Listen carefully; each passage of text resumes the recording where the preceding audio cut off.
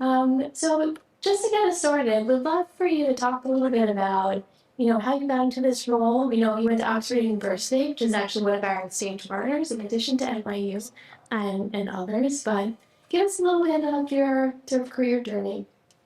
Yeah, so I was at Oxford for undergrad, and I read this book called The Prize by Dan Jurgen, which is a kind of history of the 20th century through the lens of the oil and gas industry. He was a very excitable young man, and I was like, I have to get into the oil and gas sector. Like energy is where it's all happening. So I moved to Houston and worked in oil and gas for a few years. Um, and the oil price went from about $100 a barrel when I was there to $40 a barrel a year in. So that was kind of hit a snag a little bit, and things were pretty quiet. Also felt like I liked the energy sector, but wanted to do something a little more constructive, right? And so went to business school, and then decided to pivot to the power sector space and specifically renewables. And so coming out of business school, I worked for the New York Green Bank for a little bit. I worked for NextEra Energy, their project finance team, which is the biggest renewable developer in the US. Now moved to Roslyn Power, where I do asset redevelop on existing brownfield sites. Amazing. So we want to talk a bit about Renewable Ravenswood. It's a really innovative project here in New York City. And just for the audience, for folks who are not familiar, could you just break down what that project is and why it's such a special initiative? Yeah, so I've mentioned that we do brownfield development. Our parent company is LS Power. LS is one of the biggest power generation companies in the country. They own 25 gigawatts of power generation across gas, renewables, batteries. And the crown jewel of the brownfield development work that we do at Roslyn Power, as their portfolio company, is at Ravenswood, which is a 2 gigawatt power plant on the Long Island City waterfront. If you're looking over from Midtown towards Queens, it's the red and white stacks. You can't miss it, right by the Queensboro Bridge. And so we have worked to align Ravenswood's future as currently a 2 gigawatt gas-fired power plant, but we're working to align it with the New York climate legislation that was passed in 2019, which is kind of the nation's most comprehensive net zero climate targeting. And so in thinking about how to do that, we think about the kind of projects that New York State will need to transition to zero carbon, and that means so New York kind of right now has two grids really. Upstate is very clean, actually. It has a lot of hydro, it has a lot of renewables. But downstate, you're very constrained on land. You can't build renewables. And so it's largely gas-fired units in the city and in Long Island that power the grid. And so our solution at Renewable Ravenswood is a couple different things. Firstly, we are developing a transmission line that brings upstate renewables down to New York City, where we can inject that power at Ravenswood. We have offshore wind projects that we're working on where we partner with developers offshore, off New York, and bring that power via transmission lines into Ravenswood. And then we also have batteries on site that you'll need, once you have a largely intermittent grid, batteries help you deal with that variance. So this is a suite of projects we have at kind of different stages in development, but that will, make Ravenswood kind of an energy center for years to come. That's the vision. And that's incredible. Having worked in city government, government can set ambitious targets, but if we don't have partners that come in and actually do the work after the legislation is passed, we don't have the projects and the renewable energy. So, thank you for all that and making it possible. Um, when you think about the vision for investing in large scale clean energy projects, what are the impacts of markets, the policy shifts? You talked about batteries, something that we're looking at in our program with the New York Climate Exchange, but there's a switch to batteries. Can you just talk a little bit about that and how it's impacted your electric vision? Yeah, I mean, it's those are the two decisive aspects of whether you're going to be able to build a major infrastructure project. And there's a couple of different models we have in the U.S. You look in a state like Texas that has a very free market model where you think you can build it, go ahead, take the risk, build the project, and you get whatever you get in the energy markets. New York is a very different model, which is much more kind of state driven. New York has NYSERDA, which is an energy development agency for the state that kind of directs energy policy towards objectives, and they run RFPs for particular technologies like offshore wind, like upstate downstate transmission lines, the kind of things that we're doing. And so we work with NYSERDA in those solicitations with their market constructs to be able to build the projects. And NYSERDA, what NYSERDA offers is a kind of ironclad contract backed by New York State that we can go take to banks and finance and build a project with. So it's really essential, and New York is pretty unique in having that. There's downsides when you have to move at the pace of a state regulatory body, but the upsides are that you have a lot of really smart people at NYSERDA kind of figuring out how we get to the 2040 net zero targets. And that's something pretty unique across the country. Other states don't have NYSERDA like that. So securing financing is a challenge for many projects, not just in your industry.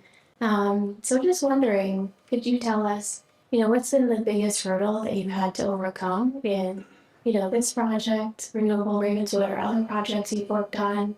What we have these ambitious goals, right, from the state. How do you think about de-risking, attracting new capital? So I guess, what are some of the challenges, but the opportunities that you see? Yeah. The core challenge is really more so than financing is project viability.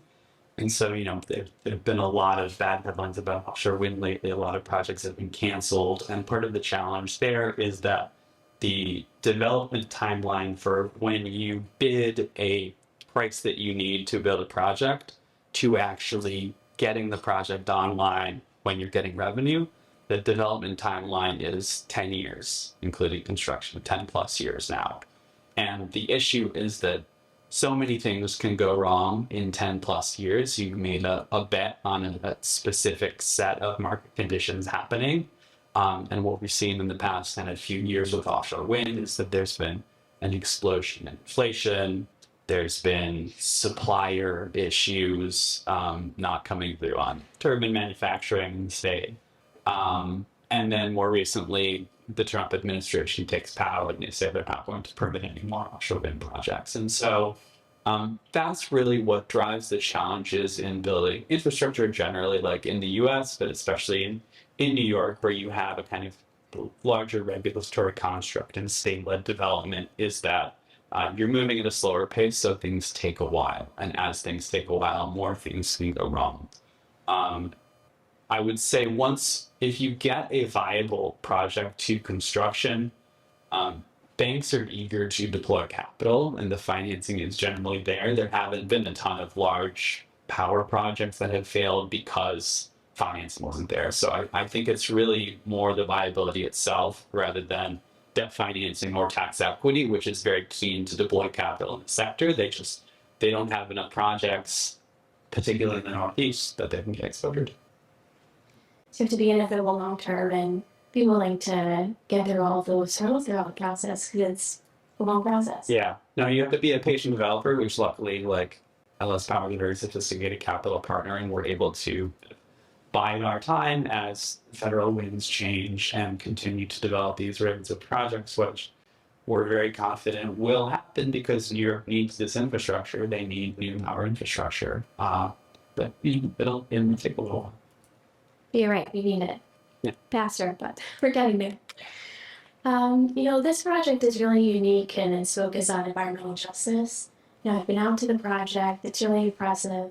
And so, could you just talk a little bit about how the project is delivering both economic benefits and environmental benefits, particularly around the generating station, and why that's so important to Fireside Power and the way it works?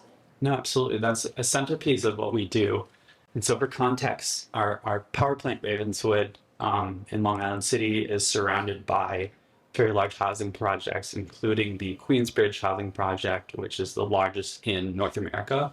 If you're a fan of rap, that's where Nas is from, actually. And so the MO for most power plants is it's just kind of a bunker mentality. The power plant is not engaging in community. It just you run your plan, and the community doesn't get a say. We felt at Rise we had a really interesting story to tell about how we want to transform this site, and how that's going to be a positive thing for the community as we have clean energy infrastructure, and we operate our fossil fuel infrastructure less and less as the grid switches over. And so we've consciously made an effort to engage with the community around us and have things like open houses where we have members of the community in to tour the plant and talk about what we're doing, articulate our message and our vision. And that's been, I think, really positive in getting a ton of support for our projects from the community itself, but also from local elected officials who recognize that we're trying to do something really positive here. And so we've had a huge amount of support from our local congresswoman, Nydia Velasquez. AOC has been to the plant and it's been very positive. A number of national politicians as well.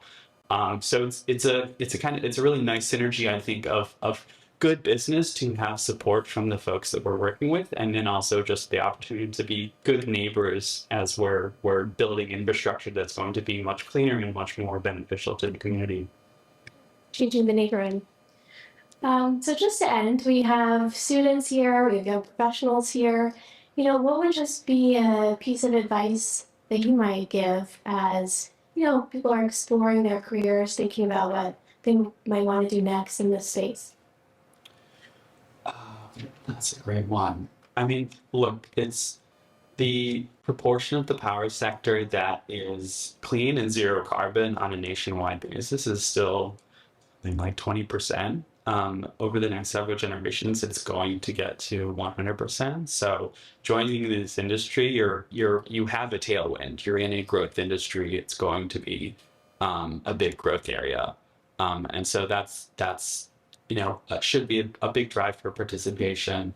I think beyond that, just kind of being thoughtful about opportunities that are where you can be a little patient, where you can make sure that you're shepherding projects, whatever kinds of projects or technologies that you're working on, that you're choosing ones that are going to be valuable and that you'll have something to show for your work. It's especially early in your career, it's tempting, I think, to kind of take a lot of risk with flashy project opportunities, but I think it's important to kind of build the expertise and then also to work on things that end up coming to fruition. I think that's really satisfying and will build a good foundation for your career, especially early on.